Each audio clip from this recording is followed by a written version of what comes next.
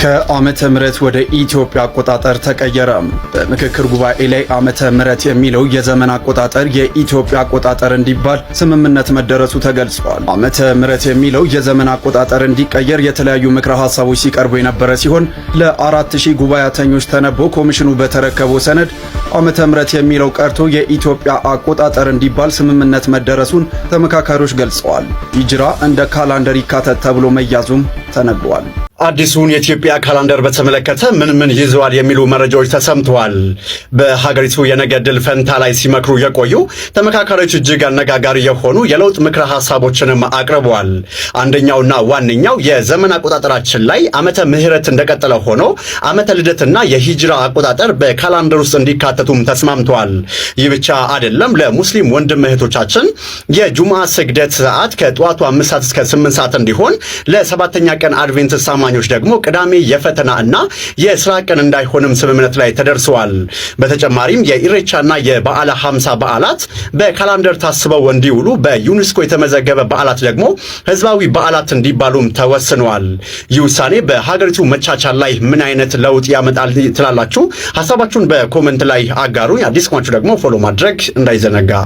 ሰላም ለእናንተ ይሁን ወንድሞቼ፣ እንዴት ናችሁ? ባለፈው ዓመት አንድ ወንድማችን በሚዲያ ላይ በትዊተር አካውንቱ ላይ የኢትዮጵያ ካላንደር ሊቀየር ነው ምናምን አይነት ነገር ጽፎ ነበርና የእሱ ጓደኛ የሆነው ደግሞ ሌላ ወንድማችን እንግዲህ እሱ ሲቀልድ ነው ምናምን ብሎ ቪዲዮ ማስተባበያ ሰርቶ ነበር ማለት ነው። እኛ ደግሞ እንደ ቀልድ አላለፍነውም። ቪዲዮ የተለያዩ ነገሮች ሰርቼበታለሁ፣ ሌሎችም እህት ወንድሞች ሰርተውበት ነበርና አሁን ደግሞ በስነ ስርዓት የተለያዩ መረጃዎች እየወጡ ነው። የኢትዮጵያ ካላንደር ሊቀየር ነው ወደ ግሪጎሪያን ካላንደር የሚል ነገር እየሰማን ነውና ይሄን ነገር እንግዲህ እንደ ሀገር መቃወም ካለብን እንግዲህ ጊዜው ሳይረፍድ ሀገራችንን ባህሏን፣ ታሪኳን፣ ሃይማኖቷን እንዲሁም ደግሞ አሁን ካላንደሩንም ጭምር ወደ እንግዲህ ሲስተማቲክ የሆነ እንግዲህ የቅኝ መግዛት ማለት ነው በቅኝ ግዛት እየሆነን ያለውና ትኩረት ብንሰጠው መልካም ነው ላለን በኋላ ሁሉ ነገር ካበቃለት መመለሻ ስለሌለ ማለት ነው። እንግዲህ እንደምታውቁት የኢትዮጵያ ዘመን አቆጣጠር በቅዱሳን መጻሕፍትና በተፈጥሮ ሕግ ላይ የተመሰረተ ነው። በዋነኝነት ደግሞ በመጽሐፈ ሄኖክ ማለት ነው የኢትዮጵያ ካላንደር በመጽሐፍ ቅዱሳችን ላይ መጽሐፈ ሄኖክ ላይ እንደተገለጸው የፀሐይና የጨረቃ ዑደት ነው። አመቱን በ12 ወራት እያንዳንዱን ደግሞ 30 ቀን እና በተጨማሪም ደግሞ ጳጉሜ 5 ቀን አንዳንዴ ደግሞ 6 ቀን የሚሆንበትም አለ። እንግዲህ እነዚህን በትክክለኛው የ365 ቀናት እና 6 ሰዓታት ቅኝት ነው። እንግዲህ ሌላው ደግሞ የጌታችን የመድኃኒታችን የኢየሱስ ክርስቶስ ልደት ነው። እንግዲህ በካቶሊክ ቤተክርስቲያን አቆጣጠር ወይም ግሪጎሪያን ካላንደር እና በኢትዮጵያ የዘመን አቆጣጠር መካከል ያለው የ7 ዓመት ልዩነት የመጣው የክርስቶስ የልደት ዘመን በመቁጠር ሂደት ነው። እንግዲህ አውሮፓውያን በ16ኛው ክፍለ ዘመን በፖፕ ግሪጎሪያን 13ኛ አማካኝነት በእነሱ የጣዖት ስሞች ማለት ነው ለመመስረት ሲሉ ለምሳሌ ከጃንዋሪ እስከ ዲሴምበር ድረስ የተለያዩ ጣዖቶች የሚመለኩበት ነው። እንዲሁም ደግሞ ከመንዴይ እስከ ሰንዴይ ድረስም ማለት ነው። ሌላ ጊዜ የስሞቹን ትርጉም በደንብ አብራርቼ ቪዲዮ ሰራላችኋለሁ። ሁሉም የራሳቸው ትርጉም አላቸው። ስሌታቸውን እንግዲህ ያው ካላንደር ሲቀይሩ ኢትዮጵያ ግን የቀድሞውን የአበውን የተረከበችውን እንግዲህ የጥንታዊቷን ትክክለኛ ታሪካዊ አቆጣጠር ጠብቃ ለዘመናት ቆይታለች ማለት ነው። እና እነዚህ ግሎባሊስቱ የዓለም መሪዎች ለምን የኢትዮጵያ ካላንደር ላይ ፎከስ አደረጉ የሚለው አንደኛ መጽሐፈ ሄኖክ ነው። መጽሐፈ ሄኖክ ብዙ ሚስጥራትን ስለያዘ እንግዲህ እንዳይገለጥ ይህም ስጋት አለ። ሁለተኛው ግን እና በጣም ሁሉም ክርስቲያን መስማት ያለበት ነገር የአዲሱን የዓለምን ስርዓት ወይንም ኒው ወርልድ ኦርደር አጠቃላይ የዓለምን ሕዝብ በአንድ አይነት ስርዓት፣ በአንድ አይነት ባንክ፣ በአንድ አይነት እንግዲህ የሰሌዳ ስር መጠቅለል ይፈልጋሉና ልዩ የሆኑ ባህላዊ ጥንታዊ ስርዓቶችን ማጥፋት አጀንዳቸው ነው። ይሄ አንድ ያዙ። ሁለተኛው ደግሞ የኢኮኖሚና የቴክኖሎጂ ቁጥጥር ነው። በዓለም አቀፍ ንግድ፣ በባንክ አሰራር ላይ በዲጂታል ቴክኖሎጂ የኢትዮጵያ እንግዲህ ካላንደር ለስራ አይመችም ማለት ነው። ስለዚህ ሀገሪቱን የራሷን የጊዜ ማንነት ትታ የውጭው እንድትቀበል የስነው ልቦናዊ ጫና መፍጠር ማለት ነውና ቀልድ አይደለም። ይሄ ቀልድ ነው ምናምን እያላችሁ ቪዲዮ መስሩ ብታቆሙ ይሻላል። ምክንያቱም እየመጣ ያለውን ነገር መቋቋም የማንችልበት ዘመን ላይ ስላለን ሀገራችንን መጠበቅ የምንችለው አሁን ነው። ሌላው መንፈሳዊና ታሪካዊ ማንነትን ማዳከም ማለት ነው። እንግዲህ የዘመን አቆጣጠር ማለት የነጻነት፣ የታሪክ፣ የመንፈሳዊ በዓላት መቁጠሪያ ነው ለኛ ለኢትዮጵያን ማለት ነውና ካላንደሩ ሲቀይሩ ከጥንታዊ ታሪካችን መሰረታችን ከማንነታችን አላቀው ዘመናዊ ባርነት ውስጥ ለመክተት የተዘረጋ መረብ ነውና እኛ አባቶቻችን ያቆዩልን የራሳችን የሆነ በማንም ያልተገዛች ሀገር አለንና ብንነቃ መልካም ነው ላለው የሳጥናኤል ጎል በኢትዮጵያ መጽሐፍ ላይ ምን እንደሚል እንግዲህ የወንድማችን የጥፋት ሊሴራ በጋራ እንቃወማለን። እንግዲህ እሱ የሚያነባውን እንስማ። የሳጥናኤል ጎል መጽሐፍ ላይ የተጻፈው በዚህ መሰረት በማይዋሽና በማይተባበል መንገድ የዚያችን ሀገር ጉዳይ አቅቶን ቆይተናል። አሁን ግን የኢትዮጵያን አጠቃላይ ሁኔታ በአዲስ መልክ አጥንተንና መርምረን በማጠናቀቅ ወደ ቀጣዩ እጅግ ዘመናዊ ወደ ሆነ ተግባራችን ለመሸጋገር ተዘጋጅተንም እንገኛለን። ከዚህ በኋላ ባለው ጊዜ ቀለል ብሎን እንደምንሰራውም ተስፋ አድርገናል። ከተዘጋጀንባቸው ነገሮች ውስጥ አንዱ የኢትዮጵያ ነባር ባህል፣ ወግ፣ ልማድና ሃይማኖታዊ ስነ ስርዓት በዋናነት ግን የኢትዮጵያንም ታሪክ በሌላ ባልነበረ አዲስ ታሪክ መለወጥ የሚል ይገኝበታል። ይህንን ማድረግ እጅግ አስፈላጊ ሆኖ አግኝተነዋል።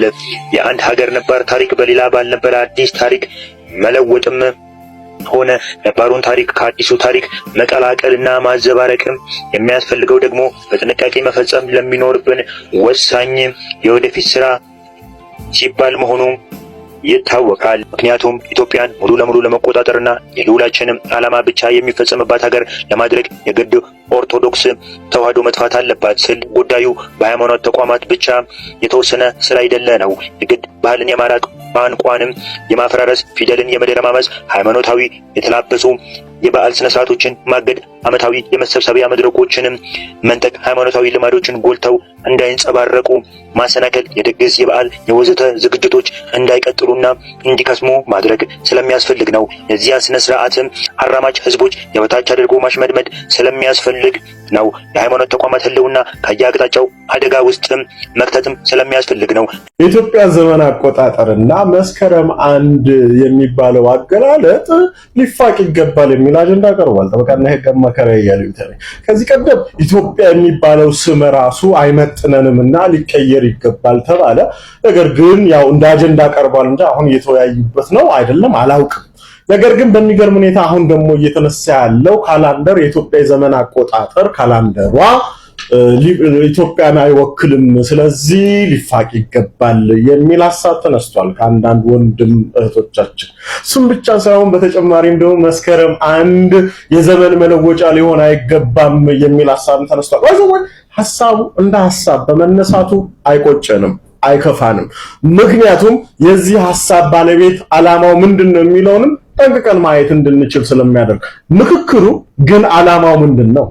ምክክሩ የቀደመችውን ኢትዮጵያ ታሪክ ማጥፋት ነው እና አዲስ ኢትዮጵያን መገንባት ነው ወይንስ የቀደመችውን ኢትዮጵያ ሐሰተኛ ትርክቶችን አንጾ ማስቀጠል ነው? እንግዲህ የዘመን አቆጣጠር በወንድሞቻችን በሳውዲ አረቢያ እንኳን እየተደረገ ያለው የዘመን አቆጣጠር በአውሮፓውያን አቆጣጠር ግሪጎሪያን ካላንደር ከዘመነ ክርስቶስ ልደት በፊት ከክርስቶስ ልደት በኋላ ተብሎ የሚቆጠረው ነው። ሳውዲ እንኳን የምታከብርበትና የምትቆጥርበት ማለት ምን ነው? ወደ ሀገርህ ስትመጣ የሀገርህን ማንነትና እሴት ካላጠፋው የኔ ሃይማኖት የሚለውን ነገር ካልገባ ማለት ለምን አስፈለገ? ለምን ፍጹም ሰላማዊ የሆነውን ነገር ቁርሾ ማድረግ አስፈለገ?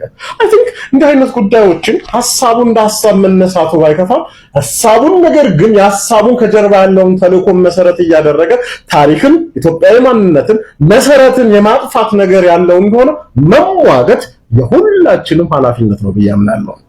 በኔ በኩል መስከረም 1ን እስቲ እንመልከት። መስከረም 1 ዘመን አቆጣጠር እንዴት ነው ሊጠፋ የሚችለው?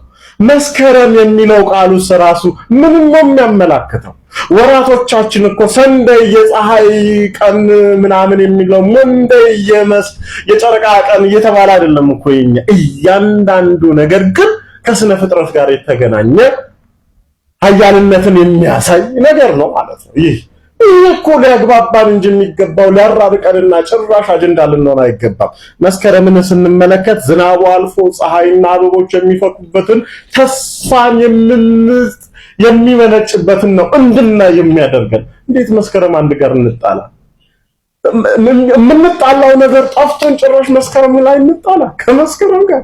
አሁን ደግሞ ትንሽ ቆይተን ሰኞና ማክሰኞም ጋር ልንጣላ ነው ማለት ነው። ስለዚህ አይ ቲንክ ምንም እንኳን የኢትዮጵያ ዘመን አቆጣጠር ከኢትዮጵያ ኦርቶዶክስ ተዋህዶ ቤተክርስቲያን እምነት ጋር መሰረት ያደረገ ቢሆንም ነገር ግን ይሄ ዘመን አቆጣጠር ድንበር ተሻግሮ ሀገር አቀፍ ሆኗል። ስለዚህ ይሄን ሀገር አቀፍ የሆነን ነገር ማጥፋት የምክክር ኮሚሽኑ ዓላማ ነውን?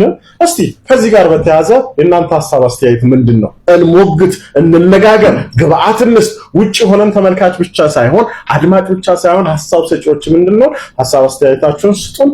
የሚመለከተው አካል ጋር እንዲደርስ ኮፒ ሊንክ፣ ሼር፣ ሪፖስት ማድረግ አትርሱ። አመሰግናለሁ። ዜናዎች ዓመተ ምህረት የሚለው ወጥቶ የኢትዮጵያ አቆጣጠር በሚል ተካ ደግሞ አልፎ ተርፎ ሂጅራ የሚገባበታል ተብሏል። የኛዎቹ ዓመተ ምህረትን አስረክበው ዓመተ ሂጅራንም ተረክበዋል። የኛ ቤተክርስቲያን ተወካይ የላኩት የጽዳት ሰራተኞችን የላኩት እንዲህ አይነት ነገር ተቀብለው እንዲመጡላቸው እንጂ ሞግተው እንዲያሳምኑ አልነበረም። እና አህመድ ጀበል ያሰቡት ሐሳብ ተሳክቶላቸዋል። ዓመተ ምህረትን ከኢትዮጵያ ካላንደር ላይ አሽረው ዓመተ ሂጅራንም ጭምር እንዲጠቀሙ ፈቃድ አግኝተዋል። ኮንግራ ብያለሁኝ። እንቀጥል። ባለፈው ከትናንትና በስቲያ ያቀረብኩላችሁ ነበር አዲስ አበባ ላይ የነበረው የምክክር ኮሚሽን ቆይታው ላይ ሲዘገዩባቸው ፕሮቴስታንቶች ሰብሰብ ብለው ከ500 በላይ ሲዘምሩ ነበር ብያችሁ ነበር። መጀመሪያ ጅማሩ ላይ ይሄን ይመስል ነበር።